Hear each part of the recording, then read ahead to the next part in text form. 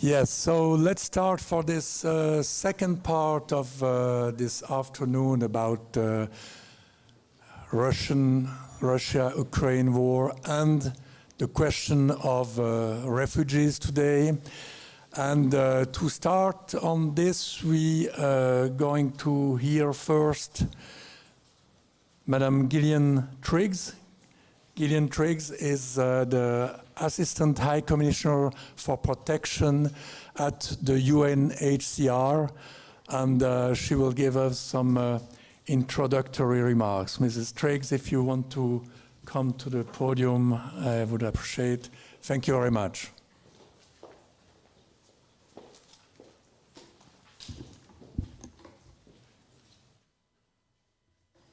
Well, thank you very much, and good afternoon, everybody. It's a very great pleasure to be able to have this opportunity to speak about the role of the United Nations Refugee Agency in the context of the Ukrainian war and the impact that it has on the people that we serve, refugees, people internally displaced, and people who are stateless. Thank you to the Swiss Press Club, to Le Temps, and to Geneva Solutions. As I was saying a little earlier, we do a lot of panels. You get 2 minutes or 3 minutes, but it's very nice to have a little bit longer to explain exactly what we're doing and why and what the challenges are, and I very much look forward to the discussion with my colleagues here. Well, I think you all know that the UN Refugee Agency has a mandate, but most particularly in relation to refugees. And I think it's true to say, and very discouraging, that over the last few years we've seen some of the most critical attacks on the normative principles of international law as they relate to refugees. We have seen explicit denials of access to territory for asylum. We have seen pushbacks, and we have seen the development of legislative policies that deny the fundamental principle of the Universal Declaration of Human Rights, the right of everyone to seek and enjoy asylum. But you will all be aware, of course, that there's been a huge change in the world since these fundamental return of someone to danger, since that treaty was agreed. It was in 1951 when the world, or at least Europe, was dealing with about 2 million displaced people. And the aim at the time was simply to mop up that 2 million, make sure they had security and protection in the region, and that hopefully that would be the end. At the end of the war, we wouldn't see war like that in Europe ever again. But of course, last year, the UN Refugee Agency reported 103 million people displaced either within their own countries or internationally across boundaries as refugees. And we see now the Ukraine war, which has demonstrated the very value of those refugee principles. In other words, although they've been much criticized over the years, we see in the context of this war why the right to seek and claim asylum is so important and why people should never be returned to danger. But the critical point is that the sheer scale and number of people in need of international protection has raised problems that challenge the asylum system, and that will raise needs for us to explain what we're doing and why we need the very high level of funding that we need. But just to give you an idea of that scale of the Russian invasion of Ukraine, we have really astonishing numbers. We have something like 13 million uprooted from their homes. 8.1 or 2 million of them have moved across into Europe, and more than 5.3 million are displaced within the country itself. Their prospects for return in the future are very clouded because, as we heard, I heard at least half of the previous session, not much scope for optimism at the moment. We do not see an end to hostilities, and as the munitions and the fighting continues, we see increased number of people displaced with less and less opportunity to return.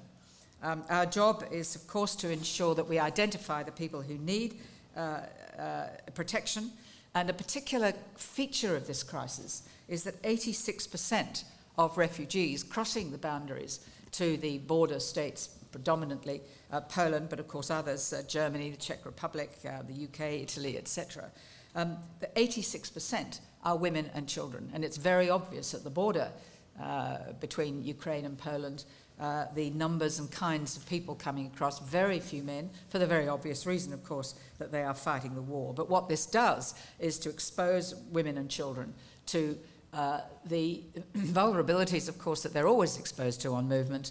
It's trafficking, we were first conscious of this, rises in gender-based violence, rising numbers of unaccompanied and separated children, older people with disabilities, and people who needed psychosocial support after the trauma of having their buildings destroyed. Long-running needs now of social economic inclusion in the societies in which they've found support.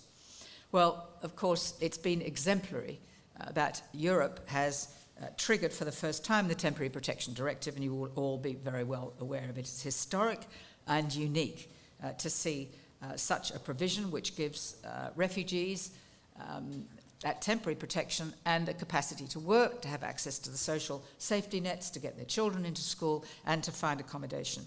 Of course, it's been very variable across particular countries, but broadly speaking, that has been the aim. And you will all know, I think, that Switzerland has responded very positively with this S visa, which is very similar to the temporary protection mechanism in the EU.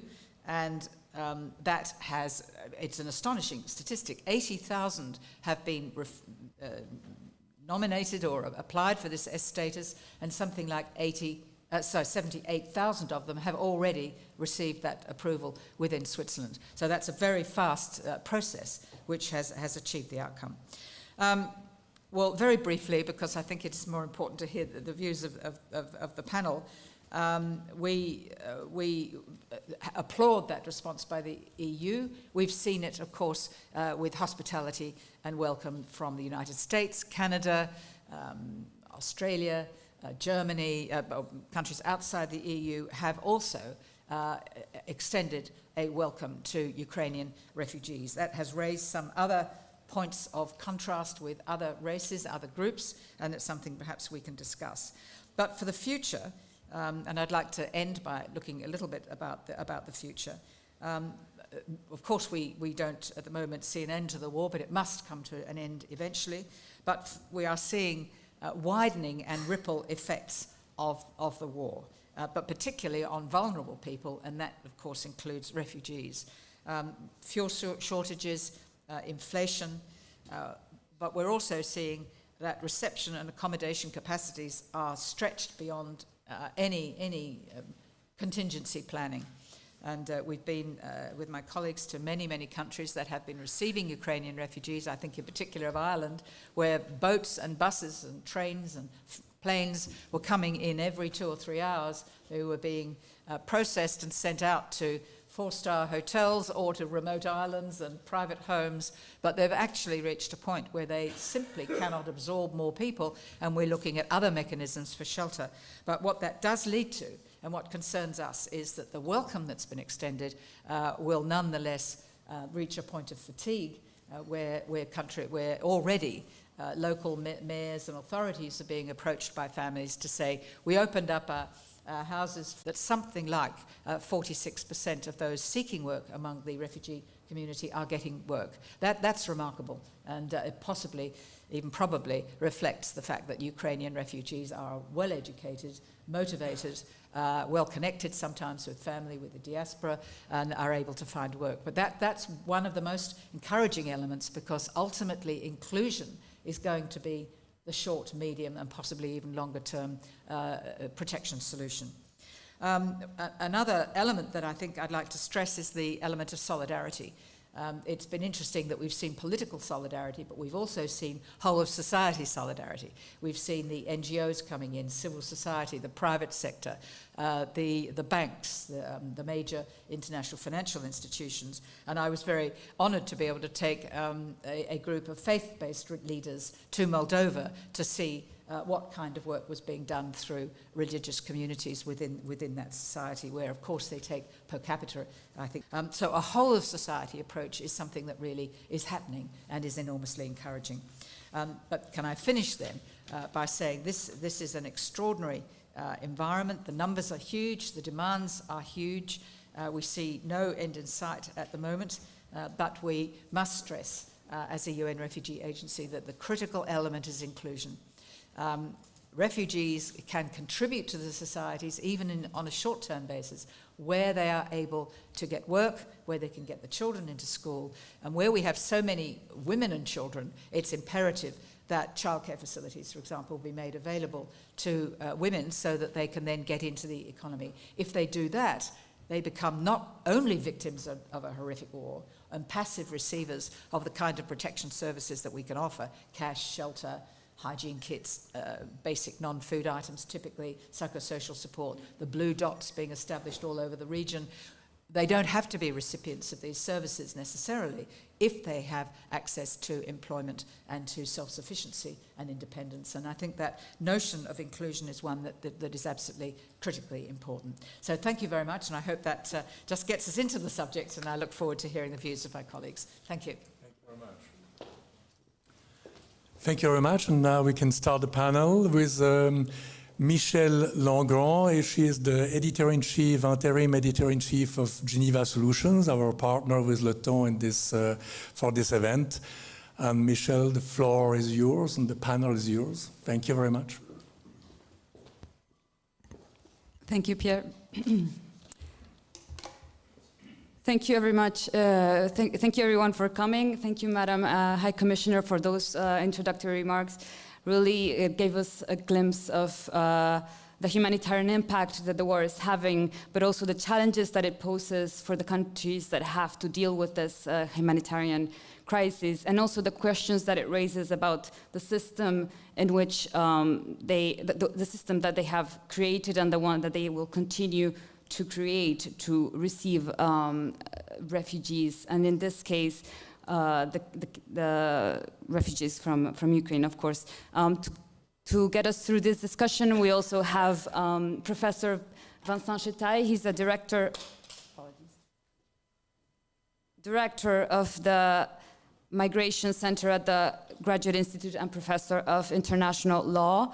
You advise governments, NGOs, international organizations, including the UN Refugee Agency, the IOM, and also the EU and the African Union. We have also Christine Havrilishin Batrouche, president of the Bohdan Havrilishin Family Foundation and a member of the Ukrainian Society in Switzerland. You were brought up in Switzerland, but you are of Ukrainian origin. You have deep ties with your country, and you are very much involved in receiving the Ukrainians that have been fleeing the war. And you've created a center to attend to refugee needs in Geneva, and I think we'll be hearing more about that later on.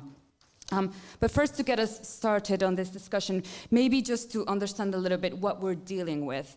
Right now, we have 8.2 million people, to 8.2 million Ukrainians spread across Europe.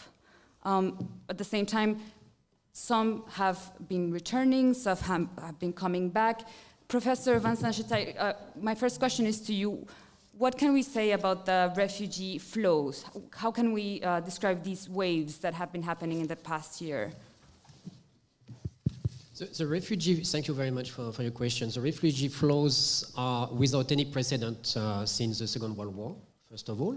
More than 8 million of refugees across Europe. This is truly unique as such. And in fact, there is, as always, some unequal distribution because of the urgency involved in the fact that they are fleeing armed conflict. So obviously, states located at the borders with Ukraine are the most important countries of asylum. But interestingly, the EU has been very proactive in several ways. First, in implementing for the very first time in 20 years the Temporary Protection Directive, allowing all Ukrainian refugees to be automatically entitled to permission to remain across Europe. And second, another key historical element, the EU has decided to not implement the Dublin regulation for Ukrainian nationals. which means in practice that Ukrainian refugees have the possibility to go where they want in Europe, contrary to many other previous crises. So it has given a lot of flexibility in terms of distribution of refugees across Europe as such. And of course, inevitably, there are some back and forth, as you mentioned, because, I mean, so what's happened in Ukraine is the typical illustration of many societies and countries in times of war, in the sense that those who are bound to leave their own country are willing to come back as soon as possible. And of course, that there are some, inevitably, some back and forth because they are willing to come back despite the fact that the hostilities are not totally ended. Yeah. And we'll get to that about the protection system and sort of the advantages and even perhaps even inconveniences that it could pose, challenges that it can pose in the future. But I'd like to turn to Madame Christina Havlishilin-Batrouche. Can you tell us a little bit more about the Ukrainians? Who are the Ukrainians that are living, and in what conditions are they living in the different parts of Europe? So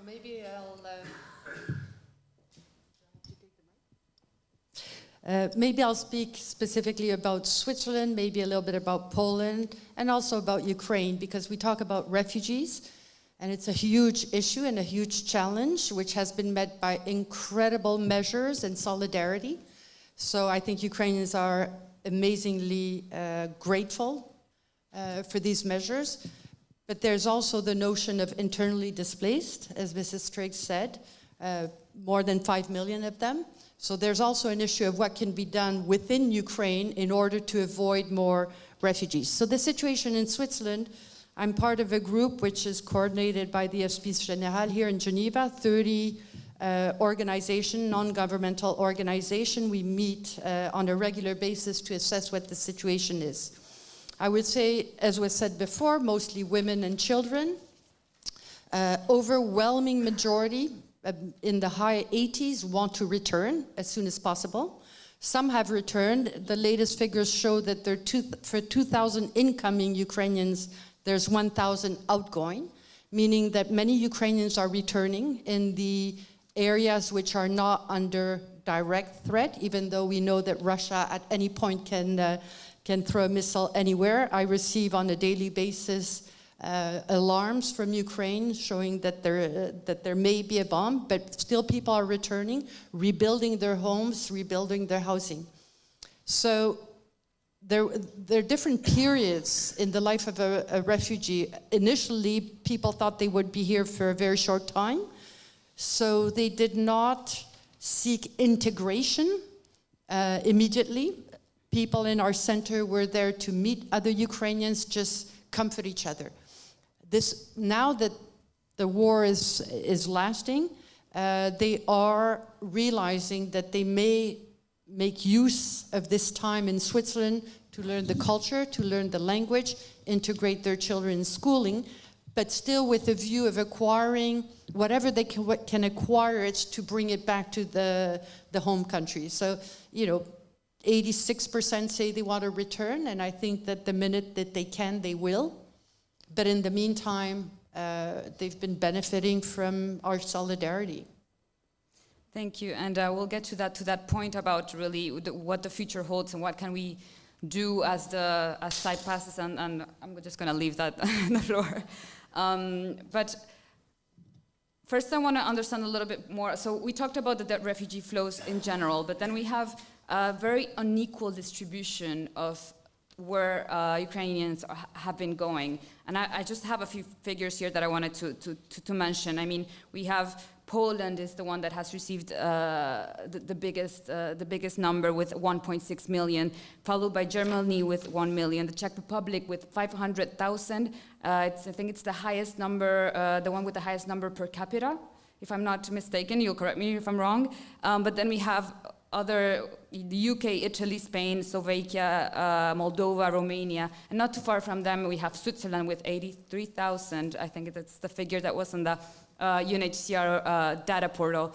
Vincent Chetay, I'm turning to you. is this distribution fair and sustainable in the long run? Or is it a risk that there's one country that may be overwhelmed by the number?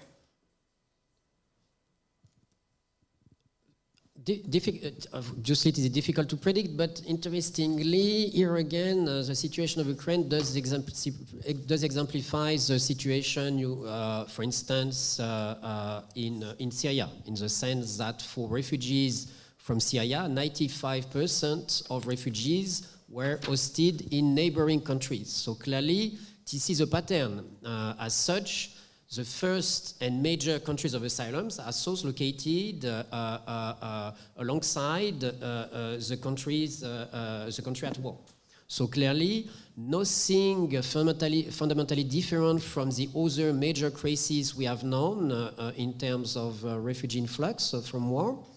And obviously, so the geographical proximity and also the fact that before the war, I mean, the number of Ukrainian nationals in Poland was already quite important as such. And obviously, so geographical location plus the fact that there are some friends, family members explains the situation.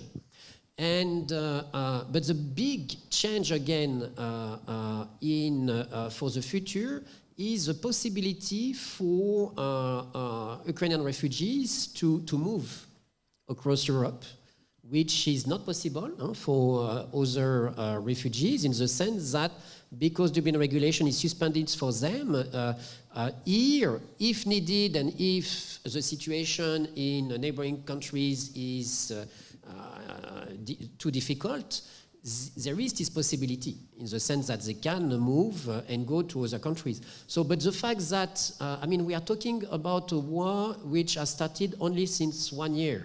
So obviously, there is nothing surprising in the fact that the majority of refugees are still alongside neighboring countries based on previous crises. Thank you, and we'll address the question about the different treatment and also lessons that can be learned from the policies that have been implemented regarding Ukraine. But first, Madam High Commissioner, how is the UNHCR working with governments? What's the role of the agency working with governments, coordinating amongst themselves? Also, is there a distribution sort of goal there that has to be also addressed? Well, if I may, I'd like to answer that question more broadly before I come to the precise question. Of course. And you may be aware that we have two twin compacts, a compact on migration and a compact on refugees. And the key idea that underpins these agreements, but most particularly with regard to refugees, is what's called the global equitable responsibility sharing for the burdens and responsibilities for refugees. Now, it's a grand aspiration, but Professor Schetter is absolutely right, of course. That's normal in Africa, in the Americas, in Asia. It's the neighboring countries that actually carry the responsibility for people who live within the area. So up to a point before the Ukraine war, the sense in Europe that they were being subject to mass groups of people coming was maybe from an internal perspective their view, but it didn't correlate at all with the realities in Africa where you've got millions moving. So the aim of the compact was to distribute that responsibility and to share for better resourced countries or countries with better facilities to be able to share that responsibility. And we're still in the relatively early stages of implementing or achieving that aspiration. Now, as far as our role is concerned, the UN Refugee Agency, our job is to support governments. We're a government-created body, and we are funded significantly by governments. And we operate within, obviously, the terms of our own treaty, which is a big advantage, of course, that we have a solid legal base. But we do not say to a country, well, you've got relatively few, so you should take another 10% or 20% more. We don't really make that argument. But what we do is try to work with the government to ensure that the protection services are available. But now we, of course, try to work in a whole-of-society way to try to meet those needs. And we work, for the most part, through NGOs and civil society, increasingly with international financial bodies that can release funds to help that country deal with the burden of refugees. Thank you, and I'm interested to hearing Christine Havelishin. What is your, what do you think of this, of sort of the work that has been done up until now by governments, but also with the help of international organizations to tend to the needs of Ukrainian refugees? Well, actually, I think, again, I think the response has been exceptional. And in private discussion, I was saying, let this be a precedent for all refugees in the world. It's the first time since the Second World War that we have it on our continent, and therefore we're aware of this issue in a heightened way, so maybe we will be somewhat better at dealing with other refugee issues. What I think is quite interesting is that all the organs of society have actually played their role. And so whether we're talking about multilateral organization, national organization, local organization, and civil society. I visited Poland in the month of March last year. I found out that within 5 hours of Russia's invasion of Ukraine, there was a hotline for Ukrainians. And this came from civil society.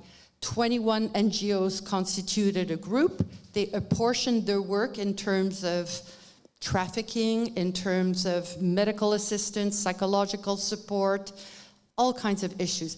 This was done by civil society, and I think in the same way as we at one point, the Ukrainian community in Geneva, decided to create our own refugee centers, despite the fact that other institutions like Caritas did it as well, and then governmental institutions opened Palexpo. We felt we had to do something. I think this is repeated. So the work gets multiplied, actually, as long as you have one common thread, which is quite exceptional because we have it this time. Everybody agrees this is a war of aggression. These people are refugees. They need to be protected. They're in Europe. They are coming to Europe. They need to be protected by Europe. I think that's the point I would make. Okay, well, I think that, as we've already mentioned before, this sort of the exemplary response and quick response of Europe of the EU has shown that has exposed to some level it's a really an inefficient policy that they had regarding other refugee crises. Do we see governments learning? Are they responding to the criticism about how they've been dealing with other nationalities and now how they're responding to Ukrainian refugees? Vincent Chetaille. Very good question. Do they learn from their past mistakes? Because clearly the very key issue is that Europe has rediscovered hospitality since 1 year. Refugees are no longer portrayed as terrorists, criminals, economic migrants, a threat to national security.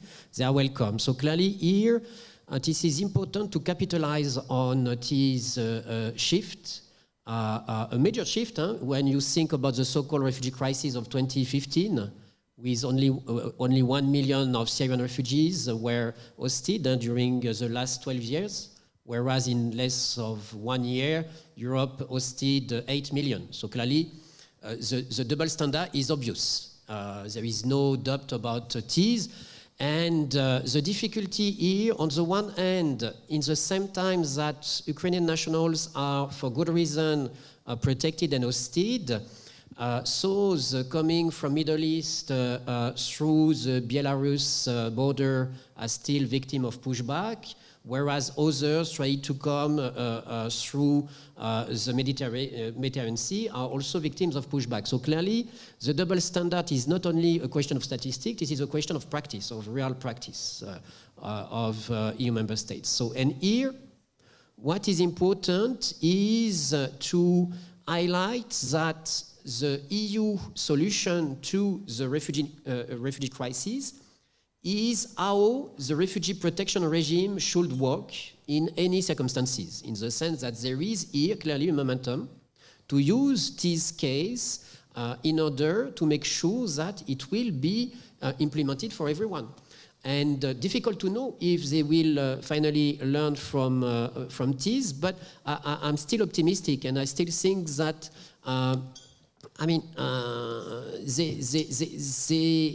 they will change their minds towards refugees, and hopefully the practice will follow. Madam High Commissioner, I know that the UN Refugee Agency cannot tell governments what to do, but at the same time, you have sort of represent the highest standards of what response to refugees are. Do you see a way forward in which what has been implemented for Ukrainian refugees could be extended and made generalized for everyone else? Well, that's a great question. Of course, we don't tell governments what to do. One has to be a little more careful, but we can remind them of their international legal responsibilities, and we do that all the time. But we very much operate on the basis of best practice, is a phrase we use. And that's what we will do. We will use this as an example to other countries to say, look at what can be done. But of course, the EU is not absolutely unique. You'll be aware that Colombia has given 10-year temporary protection to Venezuelans. Now, as you may know, there's a difficulty as to whether they're formally defined as refugees, but they simply created a website, and the nearly 2 million people in Colombia were able then to apply for this status. And it's extraordinary because not only does it give them the temporary protection for 10 years, but it gives them a pathway to citizenship after that. So we very much operate on the basis of using these examples. And there are others. I mean, Uganda has kept its borders open. Other countries throughout the world do keep the extraordinary behaviour of or welcome by the Bangladeshis to 1 million Rohingya in Cox's Bazar for the last 5 years. And there are many, many other examples. So, but we do want to build on those best practices. We are worried about the double standards, but I'd have to say that when we were immediately aware of the double standards with regard to people of a different race than the Ukrainians, the High Commissioner in particular raised this with the relevant governments, and they very quickly adjusted their practices through their border systems. Now, it's not perfect, and we still see instances of that, of racial or national discrimination. But this has been such an important object lesson that I'm hoping that the EU in particular, or European countries, will understand that they could do it with 8 million. In the year before the war, I remember having a meeting with the interior ministers for the EU over what were then close to 30,000 people coming across the Mediterranean seeking asylum, and the attitude was, well, Europe's full. We can't do this anymore. We don't want people coming irregularly across the Mediterranean. It's dangerous. There are deaths, all of which, of course, is true. But that was all, and they were really not going to be capable of dealing with more than that. But a year later, they are dealing quite well with 8 million, which is almost inconceivable, but they're doing it. So we really build on best practice. That's the essence. Is it a question of political will then? It is a question of political will and political leadership. I'm convinced that if you have that leader who says this can be done, perhaps I can point in particular to Angela Merkel, but there are others, but stand up even at the risk of their political numbers and the voting. If you have that kind of political support, then you can build a more positive approach. But in other countries, you have political leaders who demonize asylum seekers, criminalize their attempts to achieve asylum, ban asylum for practical purposes. Then you tend to bring a section of the community along with you, and that creates a very difficult environment. But the Ukraine war has, horrible though it is disastrous for so many millions of people. This is a silver lining in the sense that it shows what can be done if you have that political will. Christina Havrilishin-Batrush, you wanted to react? I wanted to interject because, and So I wouldn't be misunderstood. Refugees are refugees and deserve the same protection wherever they are. But there are distinguishing factors here. The fact is that it was women and children mostly has made it much easier. It's much easier for a Swiss family to say, I take in a woman and a child than taking men who may or may not have participated in the war. So I think that's a distinguishing factor, which leads to my underlying point. I think the political will came after the popular support. The solidarity was popular. In Switzerland, in a day and a half, 136 million francs were raised from the Swiss population to support the humanitarian crisis provoked by Russia's aggression on Ukraine. So it is civil society, it is people and then civil society that actually gave that tone of solidarity, which made it possible for politicians who seek popular support to actually go their way. And I think that's how it happened. It's very different from international organizations that have a mandate to actually effect those good practices. But the governments will listen to their people, and the people, in this case of Europe, were touched because it was women and because it was on their territory. The same way as Africans are moved when it's on their continent, or Middle Eastern countries, and Syria is a case in point, and Lebanon having taken a number of refugees in. There is solidarity. Governments. Since the war started, and unfortunately, as we heard on the first panel, there is no end in sight. It seems that the war will continue to drag on at least for a while. We don't know how much time. This begs the question, first of all, of solidarity. And Christine, I'd like to stay with you on this question. Do you think that the solidarity in Switzerland and elsewhere is strong enough to continue? Or is there a risk that it could start slowing down, or we could see it decline? Well, of course there's a decline. In the summer I told all the organization I was working with there was Ukrainian fatigue. People didn't want to hear about it. It was on the news every day and suddenly less so. Fundraising was made more difficult. In the early days we could access funds. It's harder. Of course solidarity wanes as the time goes on. And this is why we have repeated efforts on the part of the government in Ukraine to say the war is still on. We heard our ambassador saying the war is going on today. Today children, women, men are being killed in this war, so that people realize that even though we don't hear about it as much, it's still going on and we still need to do something. I think we need to elevate the debate, which I think our ambassador was trying to say. This is the Third World War on Ukrainian territory. It's not a Russia-Ukraine war. I objected to the title. It's not a Russia-Ukraine war. It's a war of civilizations. And I think that if we portray that and take away even the war, the word Ukraine out of it, and talk about what kind of society do we want to live in tomorrow, who do we want to be today and face our children tomorrow, when they say there was a genocide going on and you didn't do it. That's, I think, how we can reframe the debate to rekindle that solidarity, which was very high initially, but which over time, and this is natural, wanes. Could this solidarity, is it enough to sort of drive international law regarding refugees? I think so. I think so, in the sense that we are witnessing something unique in terms of renewing the tradition of asylum in Europe. And I think that, we should not forget that, for instance, the war in former Yugoslavia was also a key momentum in the asylum tradition in Europe as such. And today we have the tools and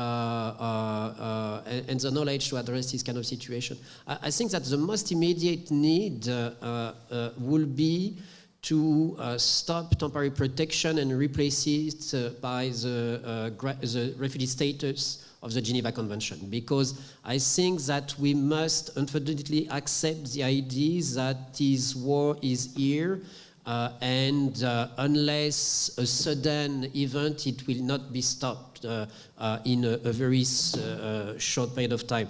So here, I mean, temporary protection is and statute S in Switzerland did their job in the sense that providing immediate protection because of armed conflict. Now we have to build the future, and we have to facilitate social cohesion, integration, and clearly, the fact that under temporary protection permits they can stay only 1, maximum 2 years is not good in terms of integration in the labor market, because of course employers are reluctant, they are not sure that they will stay and so on. So I think that the next step is to use the refugee status under the Geneva Convention to come back to the normal legal tool for asylum, in order to facilitate integration, and then we will see. Hopefully, maybe major repatriation will come after the end of the war and so on. But for the time being, it is important to be responsible regarding those who are here and need to find a job and to be part of the society. Madam High Commissioner, do you agree with Vincent Chetaille? Do we need a more permanent proposal for Ukrainians that are having only this 2-year protection at the moment? Yes, we do agree. Of course, it was remarkable to see the triggering of the Temporary Protection Directive, and it was brilliant because immediately everybody knew that they had this opportunity to apply for that protection. And they got it, which gave them access to work, to schools, to healthcare, everything that they needed on an emergency basis. And I believe about 5.1 or 2 million people have successfully applied for that temporary protection within Europe. So that was exactly what we'd hoped to have seen. But, and this is exactly the point that you made before, Professor Chetaille, and that is that over time, the asylum system is not being used to make a claim for asylum with all the higher legal rights that come with that treaty. And we are a little fearful that there will be an increasing tendency to say to people, well, you've got temporary protection here, but you need to go back in an environment in which it's not yet safe. Or where you've had children born in Europe, we've had young people in universities, training programs, people have got jobs, they've settled. They will not have the full level of protection without the asylum refugee application. So we are advocating for countries in Europe, including Switzerland, to look at something further down the track, because although we've got the extensions now until I think it's April next year, especially listening to the earlier session, we don't really see a safe environment having been created by that time. It may be, we certainly hope so. But I think the need, this is a bigger problem. It's a global issue, really, because temporary protection visas are being used in many contexts globally. If you do that, you risk not getting the legal protections that the Refugee Convention would provide. So it's just a warning. It's not something one wants to take too far at the moment, but we are very alert to this risk over the next year or two. What has been the response from the EU and from countries? Is there appetite to sort of already start thinking about of putting this in place? Well, I think the answer is yes. And of course, from Ukraine's point of view, it wants its people back as quickly as possible. It's got to rebuild. It wants to keep its talent and its ability and to rebuild the society. And they have been very, very unhappy about the use of the word refugees. They've been happy with a temporary protection directive on the assumption that people would go back. And I think I think our figures are 77, 78% of people have said they intend to return if they possibly can. But only 12% say they'll do so in the short term. So in other words, they want to go home, but they don't want to go home in the current environment, which is a perfectly rational decision to make. So Ukraine is very anxious for that term refugee not to be used, which is a counter argument, of course, to using the Refugee Convention itself. But we are nonetheless increasingly making the argument, advocacy arguments with government representatives for them to consider the longer term perspective, because this is actually going to go on in the tail end of this is going to be a very long tail end of social and economic difficulties and instability for the people who fled. Christine Habrilish-Vatrouche, what do you think of this when refugees are between providing them with a more permanent protection and Ukraine's interest in, of course, allowing their people and asking their people to come back to participate in reconstruction efforts?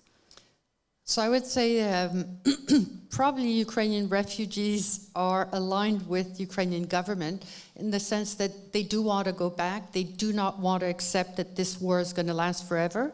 And when I hear, well, we don't know and it might last forever, I mirror a lot of my Ukrainian fellows who say it's going to end and we're going to win and then we're going to rebuild. And that's the frame of mind that Ukrainian refugees have.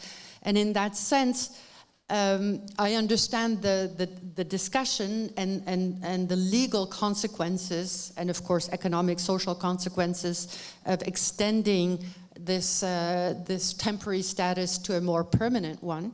But from a cultural standpoint, it's very difficult for Ukrainians to accept it because they're still on the go. Even though there is a shift within the refugee community, they are thinking of reconstruction, so they're thinking, let's learn tools, skills in the countries where we are, so we can, and contacts, so we can use them to rebuild Ukraine. And a lot of them are actually building projects for the future when they return.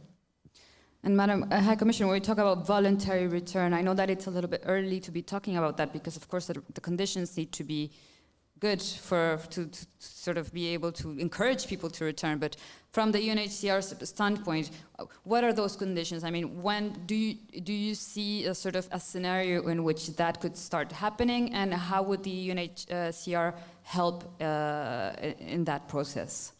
Well, we think at the moment about 1 in 4 is going back. And we do have to be very careful because there's such pendulum movements. People go back to check their property, to catch up with colleagues or friends, or to rescue somebody, a family member or friend who's left behind. Then they go back to Germany or Poland, and then a few months later they'll go back again to Ukraine. So that's why we have to be very careful about the numbers. But we, I think, agree with your own thoughts that increasing numbers are going back and fewer are leaving. But that's built on the situation in which about 8 million, we think, are now in the area of Europe. So it's just a note of warning.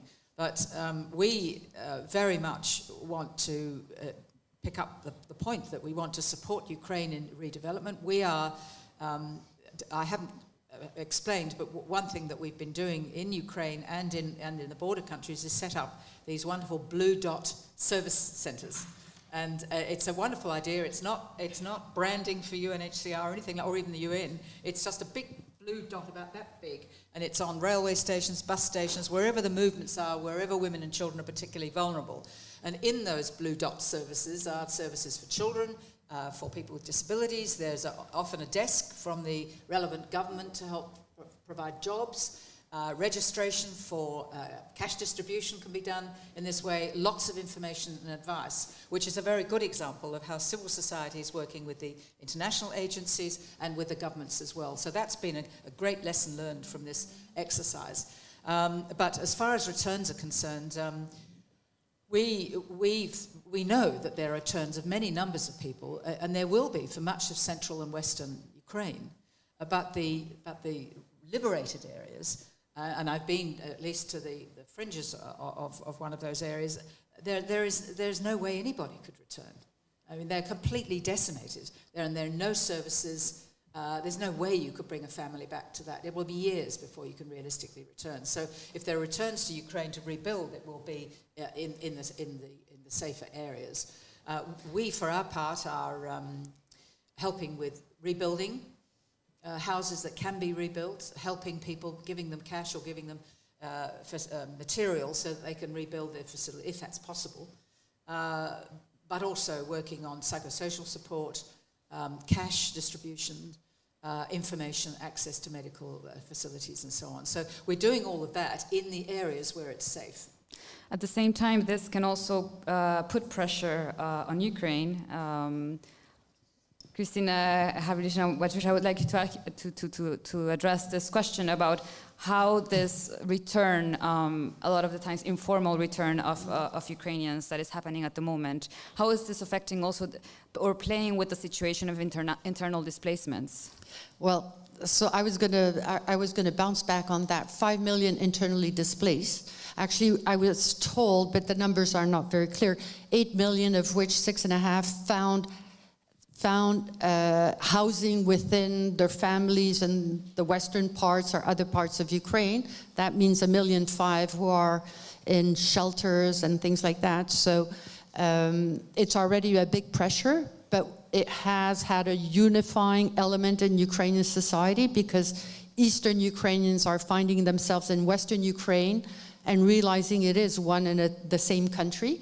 There are initiatives, and I'm part of one of these initiatives called Move Ukraine, where we are building housing for the internally displaced. So we need more money, of course, because it's a huge issue.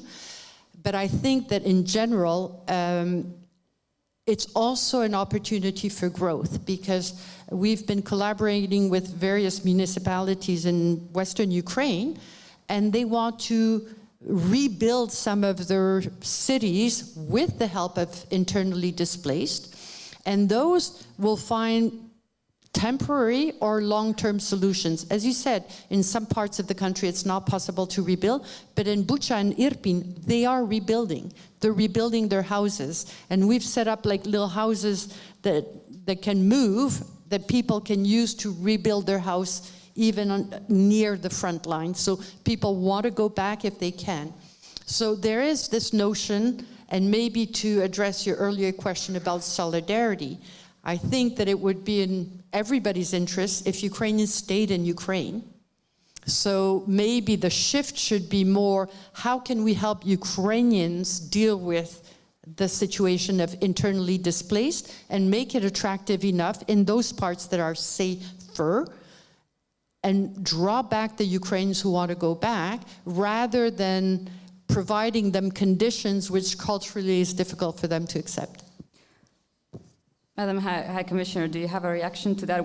Do you agree that more work needs to be done, or perhaps the focus could be more on creating conditions for Ukrainians to stay in Ukraine? Oh dear. Look, I think we're sort of really agreeing. So in the current environment, it's so hard to know what is necessarily the best way forward. We would certainly support, of course, people being able to return to their own country and to rebuild it. We're very worried about the brain drain. We're fearful that some of the younger ones are going to be in school or in universities in Europe and not want to go back. But in the safer areas, the central and western parts of Ukraine, we would hope that we would encourage them to go back, and we will do what we can to support it. We're not making any judgments that you shouldn't go back at all, and we'll support as best we can, partly because we're already trying to support in various ways 5.5 million or 5.23 million within the country. So I think we're trying to do both, to be perfectly honest. But the longer this war goes on, the more difficult it is for people to go back. And I have met so many young people who really cannot see a future in Ukraine, and that's a tragedy for Ukraine. And it is part of our responsibility to enable them, at least, to return if it's safe to do so. But at the moment, it's such an unstable and unpredictable environment that I don't think anybody really knows. The war must come to an end. But the question is when and how much damage is going to be done in the meantime to so many, many millions of people. We're running out of time, but just a last thing that I want to address, and it's a factor that needs to be taken into account. It's the resources that are needed for all these. We have the political will, we have the solidarity, but then there are resources, and as we heard a few weeks back, the ICRC announced deep cuts into their 2023 budget. It was just one example of how the humanitarian sector is taking the blow from the economic fallout of the war, but also from the pandemic. Is the UN Refugee Agency worried? I mean, is this a concern for you guys that it is going to be difficult to attract the necessary funds from donors? Well, we are deeply worried about this. And if I can just take a moment to explain that we're authorised by our member states to try to raise up to 10 billion. And in practice, we raise about 5.3 billion. That's a lot of money. But we're in an environment, in the last year, there have been 40 new emergencies in 27 countries, and 26 of those emergencies are new. In other words, sometimes from our perspective, it looks as though the world's on fire. Not only is it huge and unprecedented numbers, but we have conflicts in so many parts of the world that in short, while we have a good amount of money coming in, we haven't got enough to deal with the massively increasing needs. In addition to that, it's increasingly the case that our generous donor countries are earmarking money, and they have been tending to earmark from one pot to Ukraine. And that's meant that we've had 30, 40, 50% reductions in budgets for the Democratic Republic of the Congo, where there are 6.5 million displaced people. For the Sahel, where we've got, as we speak, huge numbers moving to the coastal states from Burkina Faso. We've got partly climate-driven and conflict, 1,000 to 2,000 a day coming across the border from Somalia into Ethiopia, itself recovering from civil war. And in all of these jurisdictions, all of these countries, we have to go back to the government and say, I'm sorry, but you've got fuel issues, food security questions, inflation, and we have got to reduce the budget that we would normally have for our support services for NGOs and civil society working on the ground. We have to reduce that budget by 30 or 40% because the money has gone to Ukraine. But at the same time, we need even more money for Ukraine because we want to be involved in rebuilding that society and ensuring that they can attract back those young people who are going to be so crucial to the development of the country. So the short and the long answer is we are in serious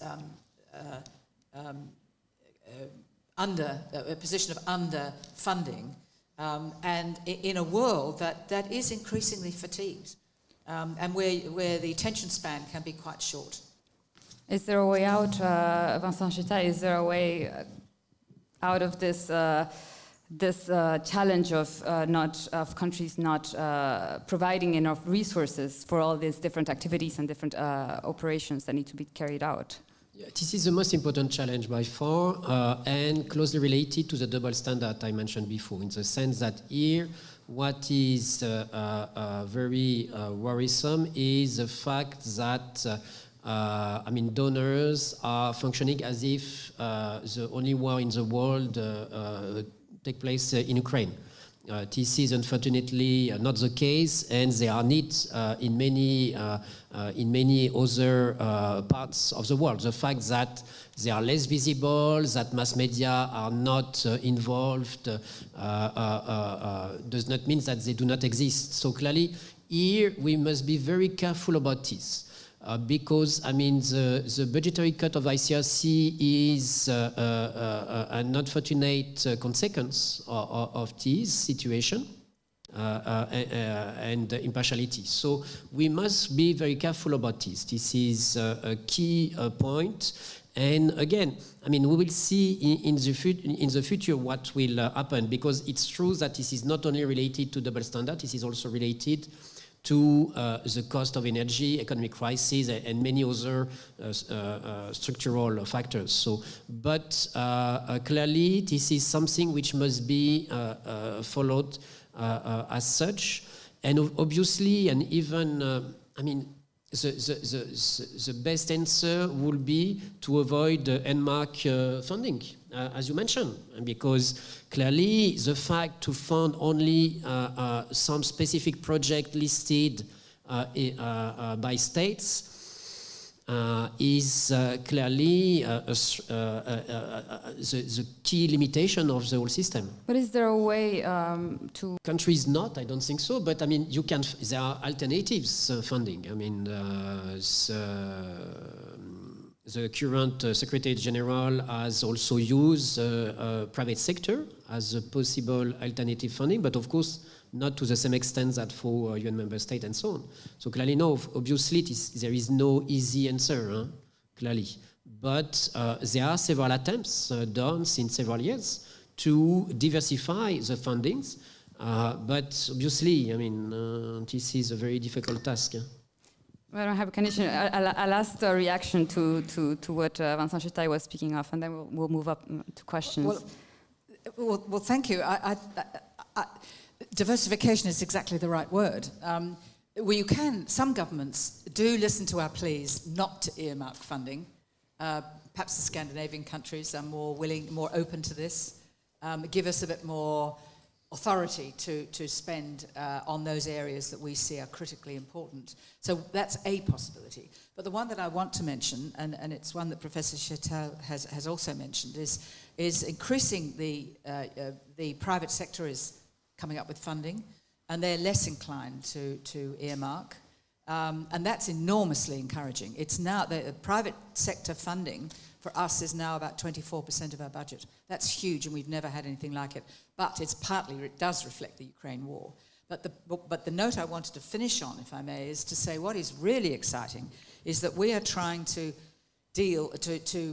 facilitate an environment in which we can respond to root causes. Now, we are a humanitarian body, but we are now working with the World Bank, the International Financial Corporation, an arm of the World Bank, the regional development banks, because it's an interesting phenomenon, I suppose, that UNHCR is able to give a legal and policy assessment to the directors of banks, who can then sign off on grants and loans to governments and they have, the World Bank in particular has what they call a window for refugees, which can release hundreds of millions and billions into the countries that are most vulnerable to conflict and hence displacement, even, of course, as a consequence, indirectly or directly, of climate change, and provide livelihoods for young people to stabilize populations and to deal with the issues in the region, rather than taking extremely dangerous journeys along routes. So that is the positive part, I think, of this discussion, a growing understanding that humanitarian responses of themselves are not enough. Of course, we'll always respond to humanitarian needs, but when you start to look at root causes, inequality, poverty, interethnic violence, climate-related conflict over access to waters or grasslands for herds, then we start doing something which has actually got a longer-term capacity to stop the movement of peoples. Thank you. And Christine Haverdishin-Bachush, I'll leave you the last comment quickly to react to this question, because I know that civil society has also been partnering up with the private sector to tend to the needs of refugees from Ukraine. I would just like to raise a little point, because part of the discussion made me feel uncomfortable, earmarking for Ukraine, and then what it provokes is a sense of injustice, which is true, but then Ukraine gets stigmatized as it's unfair, they're getting it, whereas they're victims like the other victims. So for instance, we talk about the Ukraine war. It's not the Ukraine war, it's Russia's war on Ukraine. It's Russia's war. And we were talking in the earlier panel, there was a whole discussion about, African countries maybe not aligning with the First World, or other countries not aligning with what we call the First World. And part of it is also because of the way we express ourselves. And the fact that we say because of the war in Ukraine, there's a fuel crisis, there's a food crisis, there's refugee crisis. Ukraine becomes stigmatized as the cause of the problem, whereas it is the consequence of somebody else's providing the cause. But to come back to the issue, I think indeed refugees are refugees wherever they come from the world, and I think that funds are too few for too many. The problem is big. I take solace from your 24% with corporate private action.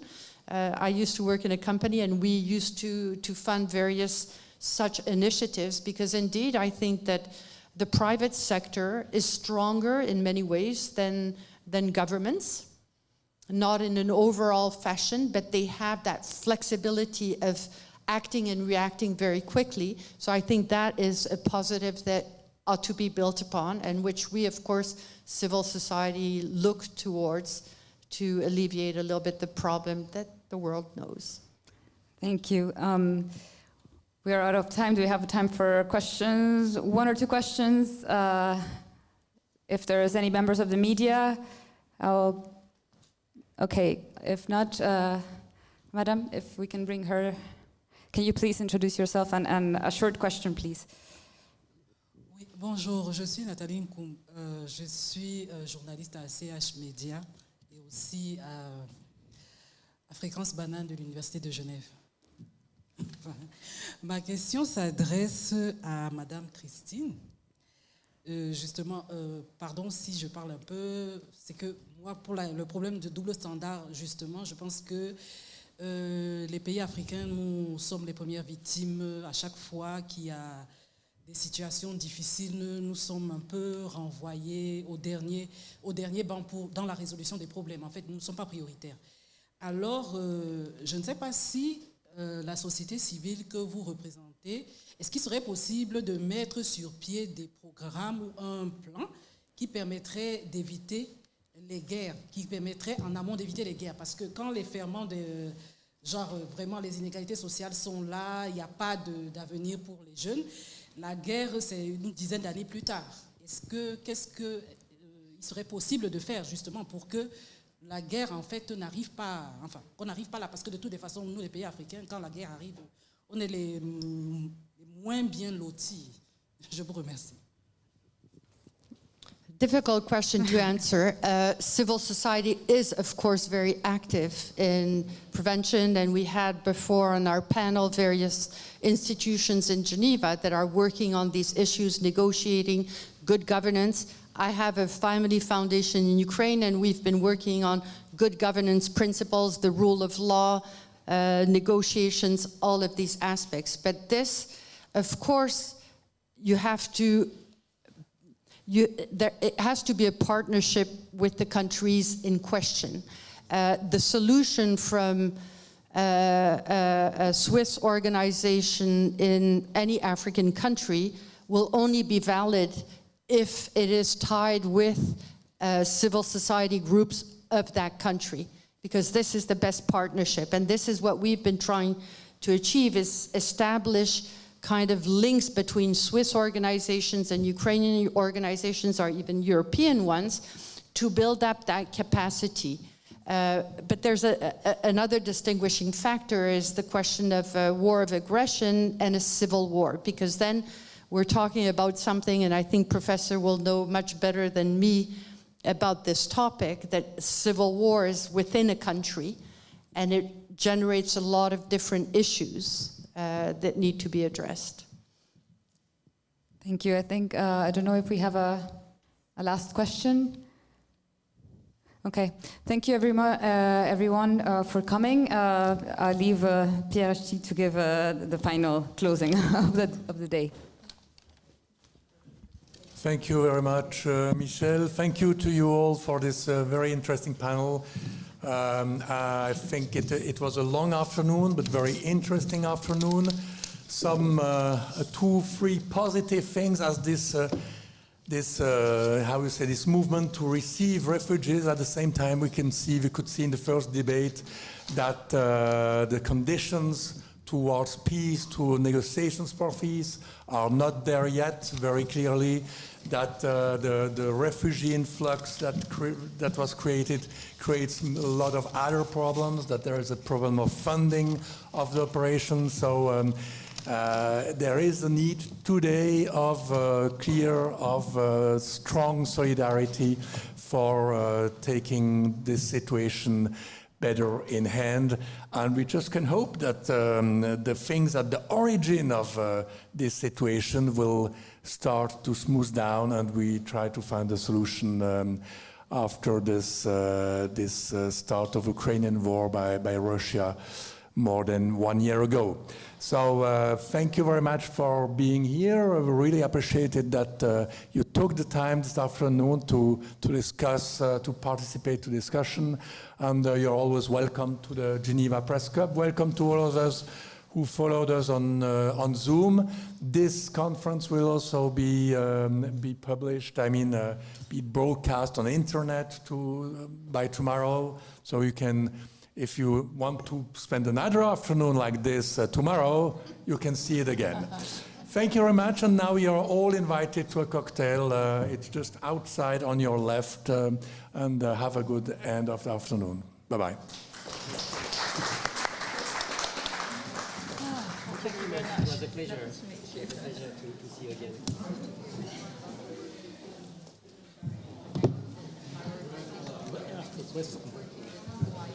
So that was mentioned already.